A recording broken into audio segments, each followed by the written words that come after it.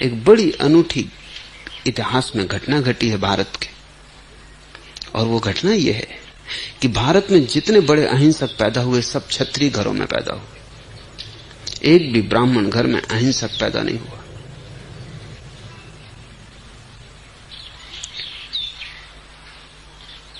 ब्राह्मण घर में तो परशुराम पैदा हुए, जिन जैसा हिंसक खोजना कठिन।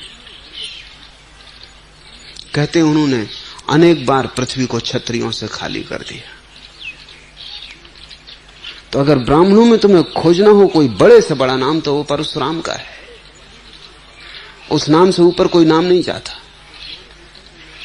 क्योंकि ब्राह्मणों में वही एक आदमी है जिसको अवतार होने की प्रतिष्ठा हमने दी। और परशुराम फरसा लिए खड़े। वो फरसा उनका प्रतीक हो गया। नाम तो उनका राम ही रहा होगा। परशुराम का मतलब है फरसा वाले राम।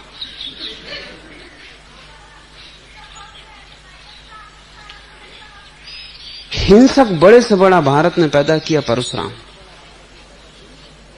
वो ब्राह्मण घर से आया। और अहिंसक भारत ने पैदा किए सारे अहिंसक, 24 जैनों के तीर्थंकर, वो क्षत्रिय। 24 बुद्ध, सब क्षत्रिय। परशुराम और इनके बीच एक ही बात घट रही। परशुराम भी साक्षी, और साक्षी हो के परशुराम ने जाना उसके ब्राह्मण के हार्मोन सारे के सारे अहिंसा के। लेकिन साक्षी हो के परशुराम को दिखाई पड़ा कि क्षत्रियों ने भयंकर उत्पात कर रखा है, सारे जीवन को उपद्रव से भर दिया है। इनके कारण ही हिंसा है।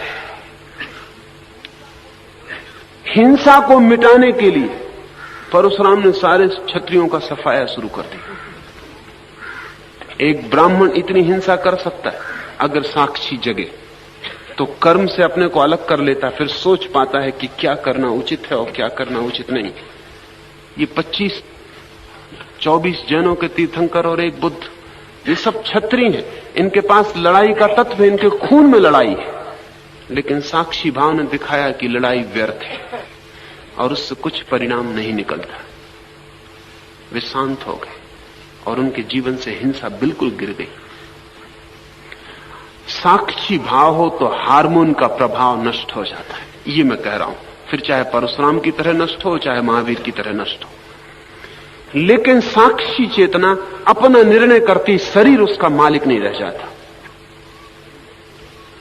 शरीर उसको नहीं खींच सकता। साक्षी चेतना अपने ही जीवन को अपनी ही सहजता से जीने लगती। साक्षी चेतना का अपना ही अपनी गति है, वो गति परम स्वतंत्र है। और दूसरी बात, साक्षी चेतना कुछ भी करे, करते हुए भी जानती है कि मैं करने वाली नहीं हूं, मैं सिर्फ साक्षी हूं।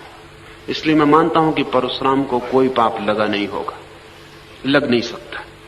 परशुराम भी समझने जैसा व्यक्तित्व है, कोई पाप लगा नहीं होगा, क्योंकि बड़ी साक्षी भाव से यह हत्या की गई थी। कृष्ण इसी हत्या की सलाह अर्जुन को भी गीता में दे रहे हैं कि तू साक्षी भाव से, इसकी फिक्र छोड़ के कि तू करता है, मात्र निमित्त, मात्र साक्षी, तू इस युद्ध में उतर जा।